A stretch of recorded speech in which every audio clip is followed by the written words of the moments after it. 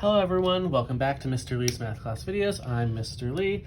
This is section 5.3, part 1, video number 2. So recall what we were just talking about at the end of video number 1.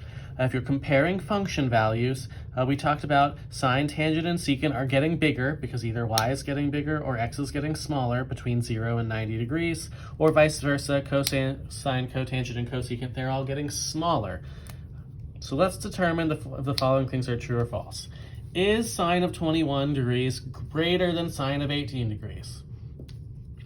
Because sine of theta increases as the angle increases, the bigger angle represents the bigger value. So for the ones without any cos in front of them, bigger angle is bigger value, whereas the ones with all the cos in them are the opposite. Smaller angle is actually bigger value. In this case, we don't have a co, so therefore the bigger one is the bigger value, which would make this statement true. This one's asking, is the secant of a larger angle smaller than the secant of a smaller angle? Again, much like this one, if it has a co, it gets smaller as the angle increases, but if it doesn't have a co, it gets bigger as the angle increases, which actually makes this false, because secant, like sine and tangent, follows your number sensibility in that if the number is bigger, the value is bigger, but if the number is bigger, the value is definitely not smaller. And finally, tangent, again, same argument, tangent gets bigger as the angle gets bigger. So is tangent of 41 less than tangent of 30? No, this is also false. So some things to think about. If you were asked a question like, is cosine of 30 degrees less than cosine of 40 degrees? This is one of the ones where, yes, 30 is less than 40, but because it has a co in front of it, it actually works the opposite. So this is the kind of one that also would be false. So you'll just get kind of used to that. Over time, you're going to learn all the values for the trig functions at major angles, and you'll be able to look at those and make the comparison to see these rules. But in general, this is just how it works based on the geometry of the trig functions and how they're applied.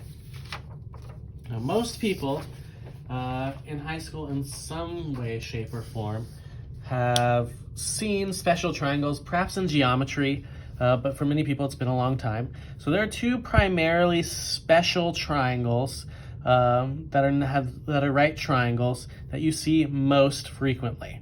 Those are the 30, 60, 90 triangles, where the two side angles are 30 and 60, or the 45, 45, 90 triangle, where the two sides are exactly even. So we're going to look at those two on these next pages. The 30 and 60 degree triangles both come from the same triangle because those two angles add up to 90. So it can be done by taking an equilateral triangle and dropping the height through it, because when you cut that 60 degree angle up top in half, it creates 30 on both sides. And we have some relationships between them.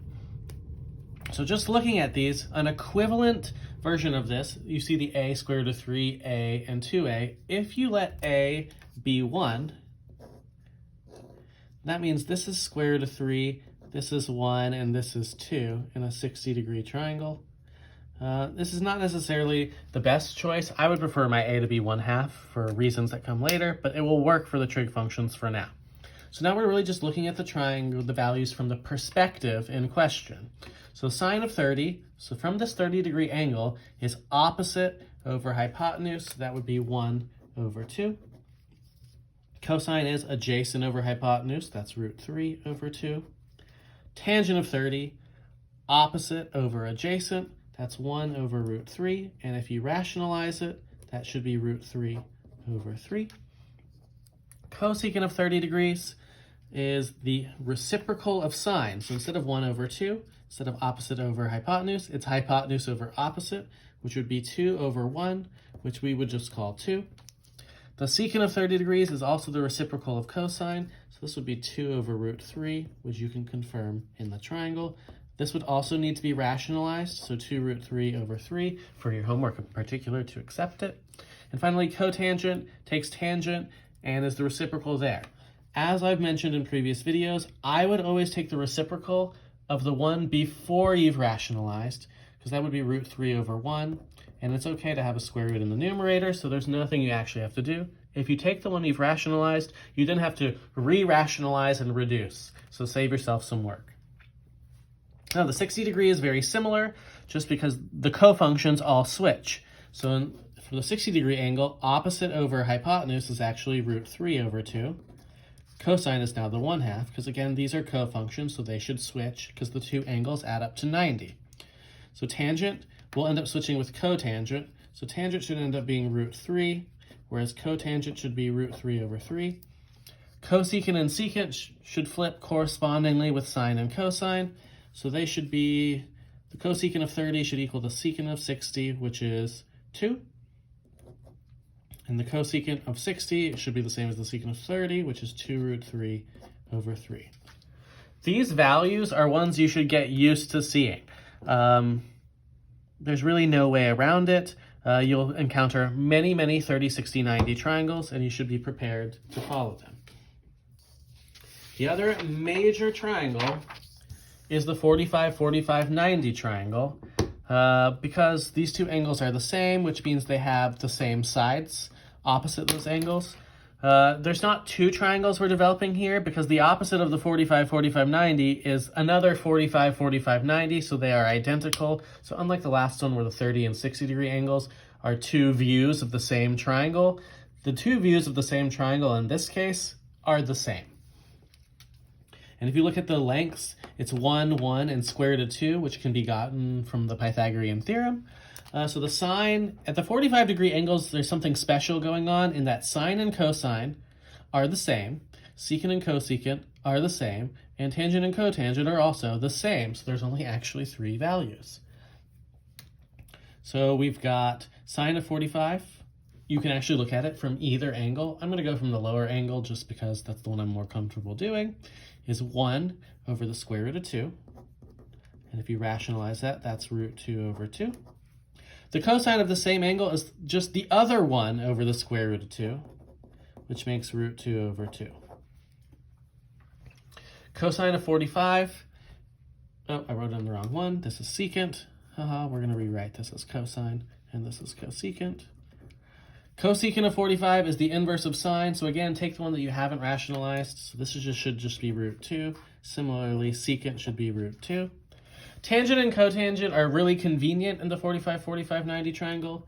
Opposite over adjacent is 1 over 1, which is 1.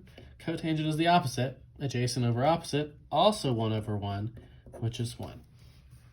So between the quadrantal angles from the last section and the ones from this section, the 30, 45, 90s, it creates our major angles between 0 and 90, which kind of looks like your hand. 0, 30, 45, 60, and 90 represents our little cutoff on the circle.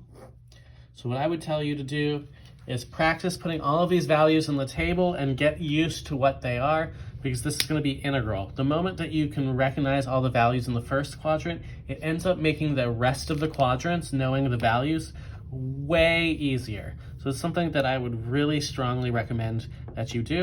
I'll put up the key to these tables and some things to note. This should also show you what sine, cosine, tangent, secant, cosecant, and cotangent do. We talked about on the previous page, or a few pages ago, that sine, tangent, and secant increase from 0 to 90. That should be reflected in the values you see along the way. Cosine, cosecant, and cotangent decrease. That should also be reflected when you go from left to right. So this will be up in the key to the notes, but practice putting those values in here and look for some patterns that really help you see what's going on. We'll talk about them if you have questions about them.